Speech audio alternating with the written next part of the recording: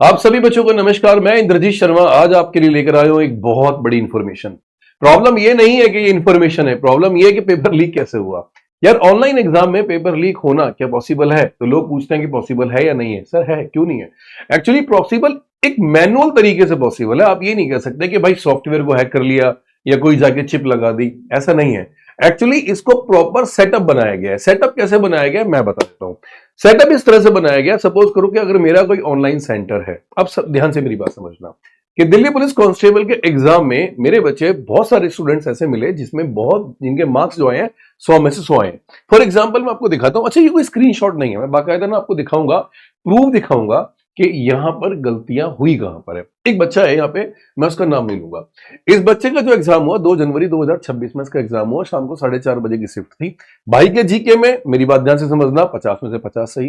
भाई के रीजनिंग में 25 में से 25 सही। भाई के मैथ में 15 में से 15 सही। और भाई के कंप्यूटर में 10 में से 99, यानी 9 सही। यानी भाई पॉसिबल कैसे है यार?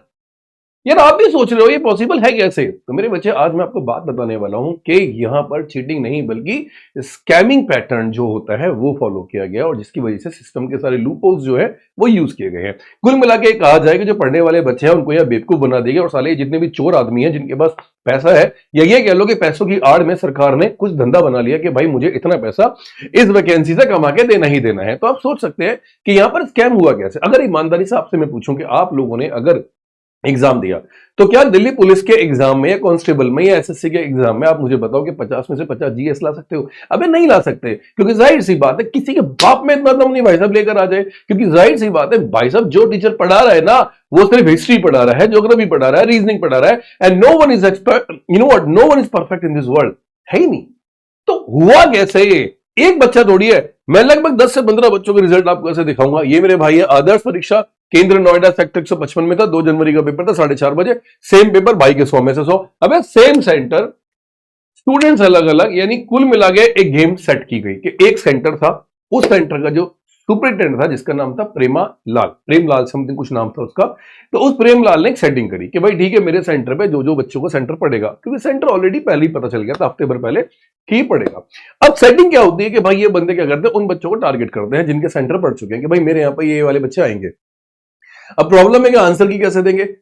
सेंटर पर पेपर ऑलरेडी आधे घंटे पहले एक पेन ड्राइव में या एक सीडी की फॉर्म में आ जाता है कि भाई ठीक है एक मेन सर्वर के साथ बाकी सिस्टम क्या होते हैं, कनेक्टेड होते हैं। अब कहानी यहां खत्म नहीं होती। जब बाकी सिस्टम पे वो पेपर चलता है तो वो सिस्टम फालतू काम नहीं करता। दैट मींस वो उतना ही काम करेगा जितना उसको कमांड दी गई थी। अब मेन सर्वर ऑलरेडी कहीं पर रखा हुआ था। तो अब कहानी क्या है कि इतने बड़े पेपर की आंसर की बनाई कैसे जाए। तो भाई आप पेपर देने गए, सपोज करो कोई बच्चा है, अर्चना है, विशांत है, पेपर देने गया। अब पेपर देते ही बंदे को सेट कर दिया गया था कि भाई इस सेंटर से ऑलरेडी 50 बच्चे हैं तो एक बच्चे से हम लोग 20 से 25 लाख रुपए जिसकी जैसी ताल लग जाए वैसे लेना ही लेना है। तो इन्होंने क्या करा कि सबके साथ सेटिंग कर रखी थी।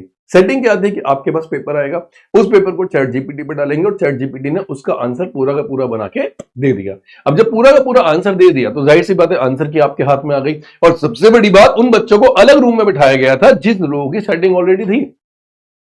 यानी कुल मिला के सारी प्लानिंग सेट थी। तो यहां पर मेरे बच्चे ये वीडियो जो है ना आपको चीटिंग सिखाने के लिए नहीं बना रहा मैं आप लोगों को, ये एक अवेयरनेस के लिए, ताकि स्टूडेंट्स, पेरेंट्स और अथॉरिटीज को भी पता चल सके कि भैया कैसे और कहां पर नकल होती है और उसको रोका कैसे जाए। 100 में से 100 आना अपने आप में एक बहुत बड़ा कलंक है, डाउटफुल है, क्योंकि कंपटीशन एग्जाम में नेगेटिव मार्किंग होती है, टाइम प्रेशर होता है और मेरे बच्चे कहीं ना कहीं, आप मेरी बात समझना, रैंडमाइज क्वेश्चन होते हैं। तुम्हारे पेपर में कुछ और आया, मेरे पेपर में कुछ आया।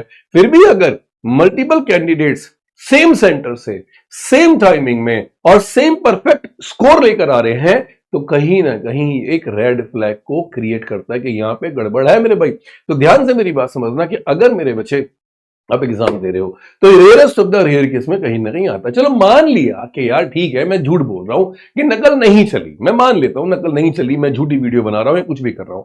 मेरे दोस्तों एक बात बताओ, तो अगर ये नकल नहीं चली तो ये बताओ पुलिस ने इतने लोगों को अरेस्ट कैसे किया?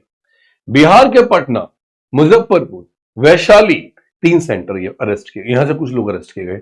जोधपुर से अरेस्ट किए गए, उसके अलावा नोएडा से अरेस्ट किए गए, उसके अलावा हरियाणा से अरेस्ट किए गए। यानी कुल मिला के मेरे बच्चे आप खुद बताओ क्या ऐसा पॉसिबल है? द हिंदू ने ऑलरेडी एसएससी नकल गिरोह के खुलासे के बाद बिहार के सेंटर पर आगे के दिल्ली पुलिस कांस्टेबल एग्जाम में क्या करा मेरे बच्चे? परीक्षा स्थगित कर दी। 26 दिसंबर के बाद एग्जाम डाल दिया। अबे 26 दिसंबर से पहले जो एग्जाम हुआ तो नकल तो वहां चल चुकी थी, तुमने कौन सा रोके के तीर मार लिए? नहीं मारे मेरे भाई। उसके अलावा Delhi police recruitment exam high tech cheating racket vested किया गया। 3 arrested from Jodhpur online centre. बोला गया है मेरे बच्चे कि यहां पर की डीसीपी ने रेड मारी। जाहिर सी बात है, पता लगने के बाद तो रेड पड़नी जाहिर थी, क्योंकि बात खुल चुकी थी, पेपर ऑलरेडी टेलीग्राम पे घूम रहा था। अरे तुम्हारे पास क्यों नहीं आया? क्योंकि तुमने पैसे नहीं दिए थे। आपको तो पता है कि कहीं ना कहीं ये एक जुगाड़ था। अब कहानी क्या है कि अगर ये पेपर सरकार ने दोबारा नहीं लिया तो ये तो भाई साफ साफ स्कैम है। अब मेरे बच्चे, आप खुद सोचो कि जो जीनियन स्टूडेंट्स की जगह अगर आप हाईली ट्रेंड सॉल्वर बिठा दोगे, अगर सपोज करो मैं कहूं कि भाई किसी बच्चे का पेपर है, उसकी जगह अगर मैं पेपर देने चला जाऊं तो जाहिर सी बात है इंग्लिश में तो मैं अच्छे मार्क्स लेकर ही आऊंगा ना मेरे बच्चे। आप खुद सोचो कि हाईली ट्रेंड सॉल्वर जो होगा वो पैसे किस बात के ले रहा है? जाहिर सी बात है आपको मार्क्स दिलाने के।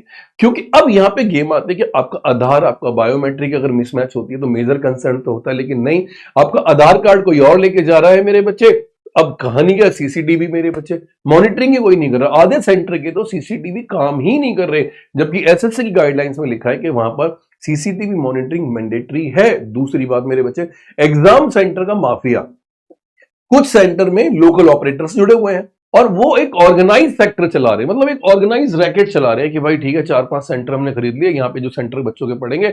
अच्छा, ये काम बाहर से नहीं है, अंदर से सेट हो रखा है कि ठीक है भाई किसका सेंटर कहां पढ़वाना, ये एसएससी ने सेट कर रखा है। कुल मिला के ये है कि अगर एक वैकेंसी से, अगर मैं इसकी बात करता हूं मेरे बच्चे, कि अगर मैं सपोज करो ईमानदारी से, अगर मैं बच्चे 8,000 सपोज करो 8,000 वैकेंसी निकली है, मैं एक एग्जांपल दे रहा हूं, वैकेंसी तो बहुत सारी निकलती हैं, और अगर 8,000 में से मैं अगर सिर्फ और सिर्फ 500 वैकेंसी को भेज दूं, और ये 500 वैकेंसी एग्जैक्टली 25 लाख रुपए में मैं अगर बेच दूं, मेरी बात ध्यान से समझना, 2.5 लाख ही हुए हैं खाली, ठीक है, 25,000।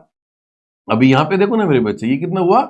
2,50,000 ये हो गया, और ये हो गया मेरे बच्चे आपका 25 लाख। तो जब इसको आप गुणा करोगे मेरे बच्चे, 500 सीट को 25 से गुणा करोगे तो 25 पंजे 125, तो मेरे भाई आपका यही हो गया। फिर 2 जीरो मैंने ये लगा दी, 1 2 3 4 5, ये है मेरे बच्चे आपकी पूरी की पूरी कैलकुलेशन, जो एक पेपर से ऑलरेडी कर सकते। इतने बड़े अमाउंट के लिए कौन सी बड़ी बात है? कौन नहीं बिक सकता? सब साले चोर है, कोई नहीं बिक सकता। सब बिकते हैं भाई, सब बिकते हैं। कहानी क्या है कि अब ये बिक गए, तो जाहिर सी बात है इतने बड़े अमाउंट के लिए अगर मैं एसएससी के अंदर एक सेटिंग कर लेता, सपोज करो किसी बंदे ने कहा भाई मैं सेटिंग कर रहा हूं, और सेटिंग करके क्या ये वाला काम नहीं हो सकता था कि भाई ठीक है ये मेरी लिस्ट है और इन लिस्ट में, मतलब इसको बोलते हैं पकड़ू, मार्केट में पकड़ू छोड़ रखे, हाँ भाई दिल्ली पुलिस का कांस्टेबल का एग्जाम 25 लाख रुपए में।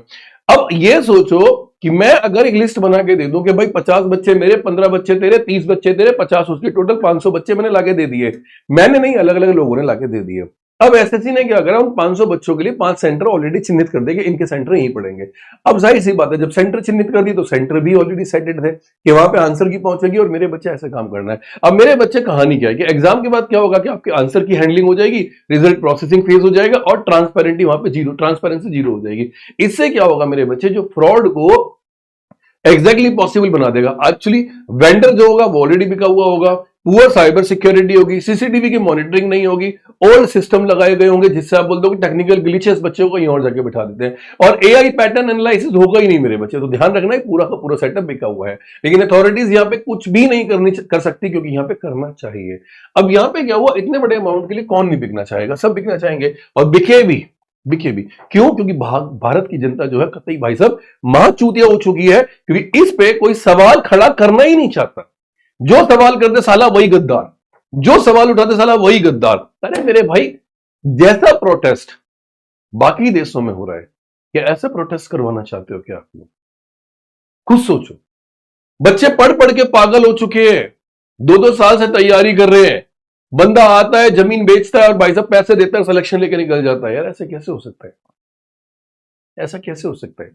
मतलब खुद सोचो यार, कैसे?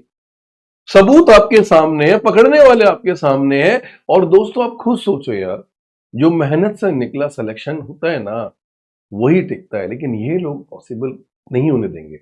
सब बिके पड़े। 100 में से 100 पॉसिबल है, मैं मान रहा हूं पॉसिबल है, लेकिन मास लेवल पे नहीं कि 100 में से 90 लोगों के 100 में से 100। सिस्टम स्ट्रांग होता है ना तो स्कैम नहीं होता है। अवेयरनेस ही सबसे बड़ा मेरे बच्चे आपका वेपन है। लेकिन यहाँ कोई नहीं समझेगा इस बात को, कोई आपके दर्द की आवाज को नहीं समझेगा, क्योंकि आपको लगता है कि आप सभी मेहनत कर रहे हो।